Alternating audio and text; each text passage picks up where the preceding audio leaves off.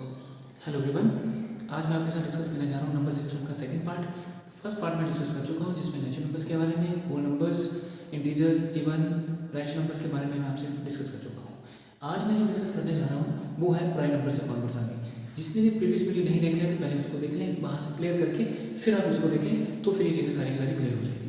तो सबसे पहले देखिए, प्राइम नंबर्स के बारे में डिस्कस करूँगा मैं कि what is prime number. Prime number होता क्या है? तो प्राइम नंबर ऐसा इसको हिंदी में बोलते हैं अभाज्य संख्या। प्राइम नंबर्स वो नंबर्स होते हैं जो अपने आप से भाग होते हैं, इतना याद रखना, जो एक से भाग हो और अपने आप से भाग होते हैं। तो प्राइम नंबर्स लिखे हुए हैं जैसे 2, 3, 5, 7, 11, 13, 17, 19, 23, 29, 31, 37, 47, 41, 43, 47। ये ऐसे नंबर हैं जैसे 89, 97, 100 तक लिखे हुए हैं कि 1 से लेकर के 100 तक कि ऑल दिस प्राइम नंबर, मतलब अभाज्य संख्या की ऐसी नेचर होती है जो सिर्फ अपने आप से भाग होते हैं। बस ऐसे नंबर जो अपने आप से रिलेटेड होते हैं। जैसे हम 1 को क्यों नहीं करते? क्योंकि 1 का जो फैक्टर करते हैं तो 1 into 1 बनता है सेम। जैसे 2 के फैक्टर करेंगे तो 2 into 1 बनता है। मतलब क्या हुआ कि 2 जो है वो 2 से भी जाएगा और 1 से भी जाएगा। तो प्राइम नंबर को कैसे याद रखेंगे कि अभाज्य संख्या वो संख्याएं होती हैं जो 2 से भाग होती हैं, नहीं, जो अपने आप से भाग होती हैं और 1 से भाग होती हैं। बस इतना थोड़ा सा याद रखना आप सब। क्वेश्चन यहाँ से क्या बनता है आपका कि 1 से लेकर 100 के बीच में कितने प्राइम नंबर्स होते हैं। पहला कि 1 से लेकर 100 के बीच में कितनी अभाज्य संख्या होती है। तो ये सारे जब आप काउंट करेंगे तो ये 25 होती है। 2, 3, 5, 7, 7 के बाद 11, 13, 17, 19। जैसे 1 से लेकर 10 के बीच में 4, ठीक है, 10 से लेकर 20 के बीच में 4, ऐसे करके आप काउंट करेंगे सब सारी तो कितनी है? ये 25 होती है। क्वेश्चन आता है कि जैसे 1 से लेकर 50 के बीच में कितनी हुई, तो हमने बताना है 15 होती है। 50 से लेकर 100 के बीच में कितनी हुई, तो हम कहेंगे 10 होती है। इन दोनों को मिला दो तो टोटल कितनी बनेगी? 25 आपके पास। तो हम कहेंगे कि 1 से लेकर के 100 तक के बीच में 25, 1 से लेकर 50 के बीच में अगर एग्जामिनर पूछता है तो कहेंगे 15, 50 से लेकर 100 के बीच में पूछे तो कहेंगे 10। ये चीज़ का ध्यान रखना आप सब, ये बहुत इंपॉर्टेंट है। उसके बाद कई बार वो बीच के भी पूछ लेते हैं कि जैसे बोल देंगे 40 से लेकर 50 के बीच में कितने प्राइम नंबर हैं। तो प्राइम नंबर की नेचर पता नहीं चाहिए। फिर 40 से लेकर 50 की बात हो रही तो 40 से देखो 41 आएगा, 43 आएगा, 47 आएगा, तो 3 हो जाएंगे आपके पास। एग्जामिनर कई बार पूछता है कि 10 से लेकर के 100 के बीच में कितने प्राइम नंबर्स होते हैं। तो इसका कैसे पता करेंगे आप? तो आपने पढ़ा है कि 1 से लेकर 100 के बीच में तो 25 होते हैं। तो हम क्या करेंगे, हमें 10 से लेकर 100 चाहिए ना, तो 10 से पीछे नहीं चाहिए। तो 10 से पीछे वाले कितने? 1, 2, 3, 4, ये 4 क्या करेंगे हम माइनस करा देंगे। तो जब 4 माइनस किए तो बचे कितने? 21। तो कितने आपका आंसर कितना आ गया? 21 हो गया। तो 10 से लेकर 100 के बीच में कितने प्राइम नंबर्स हैं? 21 हो जाएंगे आपके पास। अगर एग्जाम में आपसे पूछे कि जी 20 से लेकर 100 के बीच में कितने होते हैं, तो आप क्या चाहिए? 20 से लेकर 100 के बीच की बात कर रहे हैं, तो हम 20 से पहले वाले नहीं लेंगे। तो 20 से पीछे वाले नंबर कितने हैं आपके पास? देखो 4 नंबर तो 11, 13, 17, 19, ये 4 ही हो गए और 4 ही हो गए। मतलब टोटल होते थे 25, 25 में से आप 8 माइनस कर देंगे तो कितना रह जाएगा? 17। तो आपका आंसर कितना हो गया? 17। तो इस तरह से आप इन क्वेश्चंस को सॉल्व करेंगे। जैसे 30 से लेकर के वो 100 पूछ सकते हैं, तो 30 से पहले वाले आप क्या करेंगे? 25 में से माइनस करा दो तो आपके पास आंसर आ जाएगा। तो यहाँ से एक क्वेश्चन आपका पक्का बनता है। सेकंड आपके पास ट्विन प्राइम नंबर, ये भी बहुत इंपॉर्टेंट पार्ट है। ट्विन प्राइम नंबर को हिंदी में कहते हैं द्विआंतरिक प्राथमिक संख्या। अब ये कौन सी संख्या होती है? आपने सिंपल याद रखना है कि किन्हीं दो अभाज्य संख्याओं का जो अंतर है वो 2 होना चाहिए। दोनों अभाज्य होनी चाहिए, उनका अंतर भी 2 होना चाहिए। जैसे देखो 2,3 ये दोनों अभाज्य हैं, इनका अंतर लेंगे तो कितना? 1 आ रहा है, तो ये ऑप्शन से बाहर हो जाएगा। ये 5 और 7, 5 आपका अभाज्य संख्या है, 7 भी आपका अभाज्य संख्या है, इनका अंतर कितना आ रहा है? 2, तो ये आपका क्या हो गया? ट्विन प्राइम नंबर हो गया। ये 7 है और ये 9 है। 7 आपके अभाज्य संख्या में आती है बट 9 नहीं आती। बेशक इनका जो डिफरेंस है वो 2 है, बट ये क्या हो गया? ऑप्शन से बाहर हो जाएगा। 11 आपका प्राइम नंबर में आता है, 13 भी आपका प्राइम नंबर में आता है, इनका डिफरेंस कितना आ रहा है? 2 आ रहा है, तो ये भी आपका ऑप्शन में हो गया। ठीक है, तो यहाँ से आपका जो क्वेश्चन बनता है वो कैसे बनता है वो मैं थोड़ा सा आपको बता देता हूँ। जैसे 15,17 अगर एग्जामिनर ये पूछता है 15,17 या 17,19 या फिर आपके पास पूछे वो 11,9 या फिर वो पूछ रहा है जैसे आपके पास 23,25 पूछे कि इन चारों ऑप्शन में से which one of the following is the twin prime number. इन निम्नलिखित में से इन चारों में से कौन सी आपके पास द्विआंतरिक प्राथमिक संख्या है? तो आप कैसे फाइंड आउट करेंगे? देखो आप देखेंगे दोनों पहले तो प्राइम होनी चाहिए। देखो ये 15 प्राइम नंबर नहीं है तो इसका अंतर बेशक 2 हो, लेकिन ये ऑप्शन से बाहर हो जाएगा। ये 17 प्राइम नंबर में आता है, 19 भी प्राइम नंबर में आता है, तो दोनों का अंतर कितना आ रहा है? 2 आ रहा है, ये ऑप्शन में चला गया। 11 और 9, देखो 9 प्राइम नंबर में नहीं आता है तो ये ऑप्शन से बाहर हो गया। 23 प्राइम नंबर में आता है लेकिन 25 नहीं आता, 25 नहीं आता है, लेकिन बेशक 2 है इसका डिफरेंस, बट ये क्या ऑप्शन से बाहर हो गया। जब भी द्विआंतरिक प्राथमिक संख्या की बात होती है तो हमेशा याद रखना उसका डिफरेंस क्या होना चाहिए? 2 होना चाहिए और दोनों के दोनों को अभाज्य संख्या होनी चाहिए। उसके बाद आपके पास आता है सहअभाज्य संख्या, को प्राइम नंबर बोलते हैं उसको। को प्राइम को हम इंग्लिश में रिलेटिव प्राइम भी कहते हैं, रिलेटिव प्राइम नंबर। को प्राइम नंबर वो नंबर्स होते हैं जिनका जो HCF है ना वो 1 के बराबर होता है कि any 2 any 3 नेचुरल नंबर है देयर HCF क्या होना चाहिए 1 होना चाहिए। जैसे देखो 2,3 लिखा है मैंने, इन दोनों का जो HCF है देखो 2 का फैक्टर करेंगे 2 × 1, 3 का फैक्टर करेंगे तो 3 × 1, इन दोनों का HCF कितना आएगा देखो 1 के बराबर आएगा। तो ये क्या हो गया आपके पास कोप्राइम नंबर हो गया। ऐसे देखो ये 3 4 5 ये तीनों नंबर ऐसे नंबर है जो तीनों एक दूसरे को डिवाइड नहीं करते, ठीक है। इनका तीनों का कॉमन फैक्टर क्या निकल के बाहर आएगा 1 आएगा, तो ये भी आपके पास हो गया कोप्राइम नंबर हो गया। तो यहाँ से देखो क्वेश्चन कैसे बनता है आपका, वो थोड़ा सा मैं ड्राइव कर देता हूँ कि जैसे आप एग्जामिनर आपसे पूछे कि जैसे 5,10 या वो पूछ रहा है जैसे आपके पास 2,6 या पूछ रहा है जैसे आपके पास 7,9 या पूछ रहा है जहाँ 8,4 कि विच one of the following number have their is the coprime number या रिलेटिव प्राइम या फिर सहभाज्य संख्या, कि इन चारों में से कौन सी सहभाज्य संख्या है। तो आपने क्या देखना है, इन दोनों का कॉमन देखो 5 में 5 होते हैं, 5 2 10 होते हैं, दोनों में कॉमन क्या चीज़ बाहर आ रही है 5 आ रही है तो ऑप्शन से बाहर हो गया। ये 2 है ये 6 है, इन दोनों में कॉमन क्या चीज़ बाहर आ रहा है 2 1 2 2 3 6, तो क्या कॉमन बाहर आ रहा है 2 बाहर आ रहा है, तो ये भी ऑप्शन से क्या हो गया बाहर हो गया। ये 7 है और ये 9 है, देखो 7 एकम 7 करेंगे हम लोग, 7 को देखो 7 एकम 7 करेंगे, 7 के जो फैक्टर करेंगे आप लोग तो 7 × 1, 9 के फैक्टर करेंगे आप तो 3 × 3 × 1, इन दोनों का जो कॉमन नंबर लेंगे HCF, वो HCF कितना हो रहा है 1 के बराबर आ रहा है ना, तो ये क्या होगा कोप्राइम हो गया।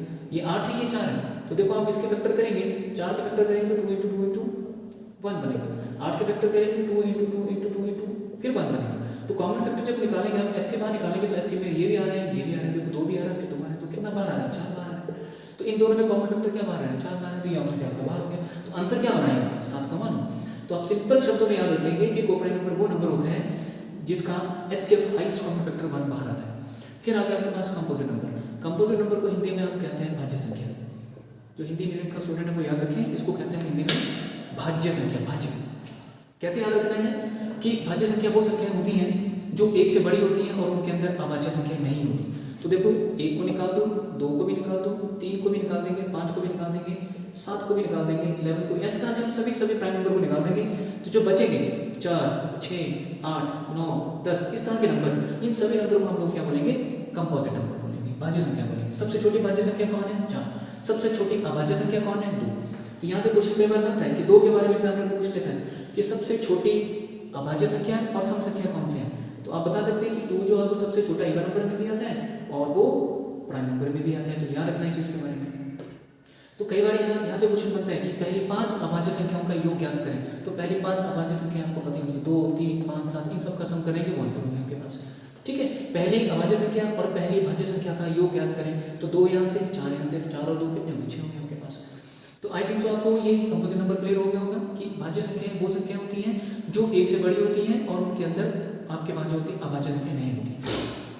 अब यहाँ से पूछे कोई कि 1 से लेकर के 100 के बीच में कितनी आपके पास भाज्य संख्या होती है, तो कैसे याद रखोगे आपने क्या काम करना है। देखो आपको इतना पता है कि 1 से लेकर 100 के बीच में तो कितनी होती है 25 तो प्राइम नंबर होते हैं, 25 प्राइम नंबर होते हैं, 1 को हम शामिल नहीं करते तो 1 को भी साथ जोड़ दिया कितना हो गया 26 हो गया आपके पास। तो हम क्या करेंगे 100 में से 26 माइनस कर देंगे तो कितना बचा 74। ये जो 74 आया मतलब 1 से लेकर के 100 के बीच में अगर बात करें तो 74 आपके पास क्या होती है भाज्य संख्या होती है, ठीक है। यहाँ से भी क्वेश्चन बनता है कि how many composite number between 1 to 100, तो ये पता होना चाहिए।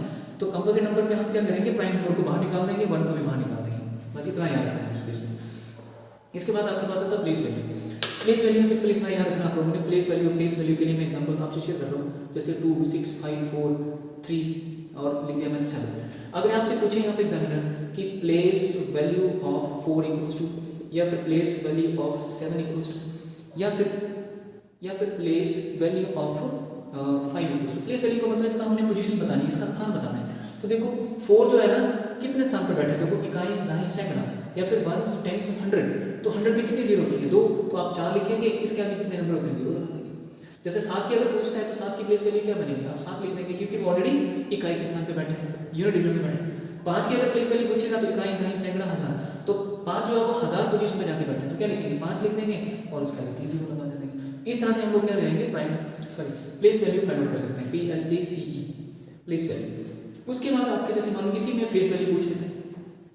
फेस वैल्यू हिंदी में हम बोलते हैं जातिमान। जातिमान को हम लोग हिंदी में नेजमान भी कहते हैं, नेजमान को हिंदी में हम लोग उसके बाद हम इसको अंकितमान भी कहते हैं। हिंदी मीडियम वाले स्टूडेंट याद रखें, फेस वैल्यू को जातिमान भी बोलेंगे, नेजमान भी कहेंगे और अंकितमान भी कहेंगे, ये तीनों नाम फेस वैल्यू के हैं। और प्लेस वैल्यू को हम सिंपल स्थानीय मान कहेंगे या फिर स्थानिक मान कहेंगे।